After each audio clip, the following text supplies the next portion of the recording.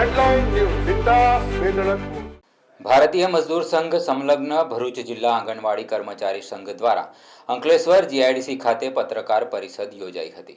भारतीय मजदूर संघ संलग्न भरूच जिल्ला आंगणवाड़ी कर्मचारी संघ द्वारा अंकलेश्वर जीआईडीसी खाते पत्रकार परिषदનું આયોજન કરવામાં આવ્યું હતું, જેમાં આંગણવાડી બહેનોના વિવિધ પ્રશ્નોનો હકારાત્મક નિકાલ નહીં થતા આગામી તારીખ 4 ઓગસ્ટના રોજ ગાંધીનગર સત્યાગ્રહ છાવણી ખાતે રેલી અને જાહેર સભાનું આયોજન કરવામાં આવ્યું છે। ખાસ કરીને આંગણવાડીની બહેનોને BLOની કામગીરીમાંથી મુક્તિ મળે, ગુજરાત વડી અદાલતના ચુકાદાનું અમલીકરણ કરવું, ઉંમરના બાદ વિના આંગણવાડી બહેનોની બઢતી આપવી, વર્કરની હેલ્પરની ખાલી જગ્યાઓ તાત્કાલિક ભરવી જેવા FRSમાં પડતી તમામ મુશ્કેલીઓ દૂર કરવા સહિતના પ્રશ્નો બાબતે રેલી અને જાહેર સભાનું આયોજન કરવામાં આવ્યું છે, જે અંગે ભારતીય મજદૂર સંઘ દ્વારા અંકલેશ્વર જીઆઈડીસીમાં આવેલ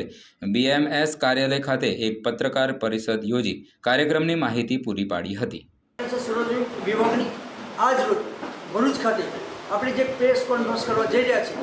એના માધ્યમથી અમને સરકારને જણાવવા માગે છે કે જે આંગણવાડીને BLOની કામગીરી આપવામાં આવેલી છે, એટલે કે બૂથ લેવલની, હવે એ કામગીરી આમ જોવા જઈએ તો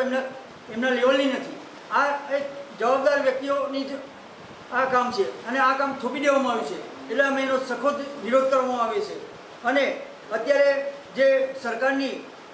માતૃશક્તિની જે યોજના છે એ યોજનાની અંદર બહેનોને જે બાળકોને આપવાની જે પોષણની વસ્તુઓ છે એ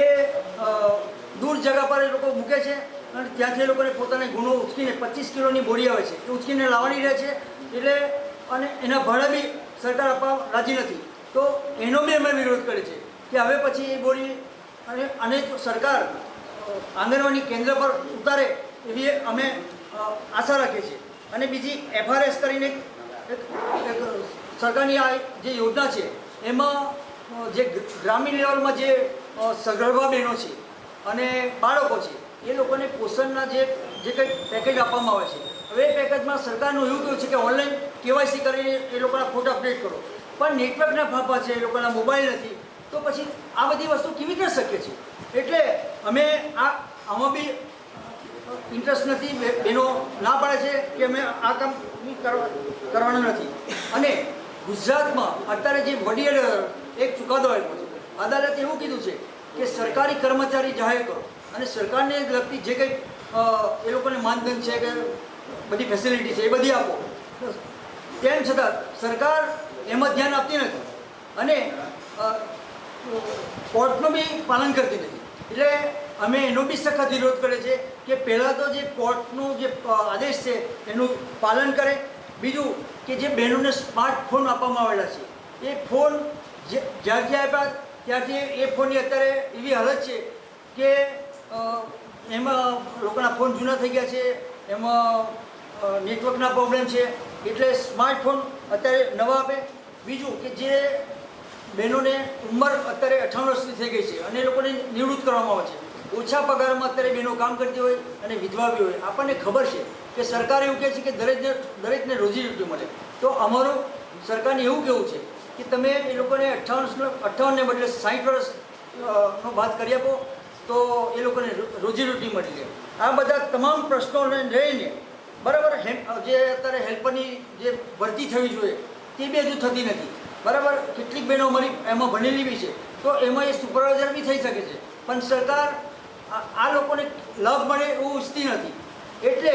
અમે લોકોએ ભારતીય મજદૂર સંઘે ઓલ ઇન્ડિયામાં અને ખાસ કરીને ગુજરાતમાં બી અમે નક્કી કર્યું છે 4/8/2025ના રોજ સત્યાગ્રહ છાવણી ગાંધીનગર ખાતે અમે 50,000 બહેનો લઈને એક દિવસનો રજા પાડીને ત્યાં આગળ ભેગા થવાના છે, અને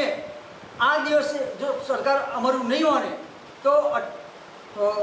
10 નવેમ્બરના રોજ ગુજરાત ગાંધીનગરની અંદર અમે 2 લાખ બહેનો લઈને જઈશું અને સરકારને એ સંભળાવીશું કે હજુ જાગી જાઓ, પછી સરકારે વિચારવાનું રહ્યું, એટલે અમારી આ માગણી છે, સરકાર એમાં ઘટતું કરે।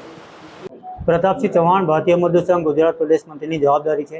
આજ રોજ આપના માધ્યમથી અમે સરકારને જણાવવા માંગીએ છીએ કે છેલ્લા 2 વર્ષથી આંગણવાડી બહેનોના પ્રશ્નો છે અને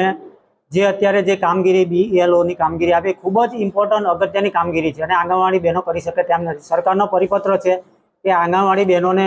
આંગણવાડી સિવાય કોઈ પણ કામ આપવું નહીં. બીજો એક પરિપત્ર છે એની અંદર પણ લખેલું છે કે સરકારી કર્મચારીઓ ના મળે તો જ આંગણવાડી બહેનોને આ કામ આપવું. તેમ છતાં પણ આ કામ સરકારે આંગણવાડી બહેનો ઉપર ઠોકી દીધું છે અને એના વિરોધની અંદર ભારતીય મજદૂર સંઘ 4/8/2025 સોમવારના રોજ ગાંધીનગર સત્યાગ્રહ છાવણી ખાતે એક જાહેર સભા અને એક રેલી કાઢવાનું નક્કી કરેલું છે. તેમ છતાં પણ સરકાર નહીં માને તો ના છૂટકે અમારે હાઈકોર્ટના દરવાજા ખટખટાવવા પડશે અને આવનાર નવેમ્બરની અંદર ભારતીય મજદૂર સંઘ 2 લાખ આંગણવાડી સહિત કર્મચારીઓને ભેગા કરી સરકારને જગાવવાનો પ્રયત્ન કરનાર છે. અસ્તુ. ભારત માતા કી જય.